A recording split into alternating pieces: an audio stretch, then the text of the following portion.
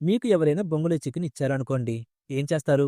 Chicken తిని వెదురు బొంగు పడేస్తారు. కానీ ఇక్కడ కనిపిస్తున్న వైట్ కోట్ వేసుకున్నట్లు కనిపించే ఈ సార్ గారు చికెన్ పడేసి వెదురు బొంగును ఆ అమ్మమ్మని భోంచేసేస్తుంది. ఇంతకీ ఇది శాకాహారి అనుకుంటున్నారా? కాదండి బాబు. ఇది అచ్చమైన మాంసాహారి. కానీ దీని బద్ధకం కారణంగా జంతువులను వేటాడలేక శాకాహారం తింటూ బ్రతికేస్తుంది. ఆ శాకాహారంలో కూడా 99% వెదురు బొంగును తిని బ్రతికేస్తుంది. ఇంకా దీని బద్ధకం గురించి చెప్తే బద్ధకానికే భయమేస్తుంది. ఇవి చూడడానికి బొద్దుగా, ముద్దుగా చాలా అందంగా ఉంటాయి. కానీ వీటికి తెరం ఉండవు. ఇక ఇవి డైలీ లైఫ్ లో చేసేవి మూడే పనులు. ఒకటి తిండి కోసం వెతకడం. ఇక రెండోది దొరికిన తిండి తినడం. ఇక చివరిది ఒక్కసారి ఈ రెండు చేయలేక బద్ధకంతో పడుకోవడం. ఈ పడుకోవడం అనే కాన్సెప్ట్ వీటి విషయంలో మరీ దారుణంగా ఉంటుంది. వీటికి నిద్రపోవడానికి అసలు సమయం, సందర్భం అంటూ ఏమీ ఉండదు. ఎక్కడ నిద్రొస్తే అక్కడ, ఎలా ఉంటే అలా నిద్రపోతాయి. ఒక్కోసారి తింటున్నప్పుడు నిద్రొస్తే తింటూనే నిద్రపోతాయి. చెట్లు ఎక్కేటప్పుడు నిద్రొస్తే ఆ మధ్యలోనే నిద్రపోతాయి. తిండి విషయంలో కూడా ఎక్కడ దొరికితే అక్కడ కూర్చొని తింటూ ఉంటాయి.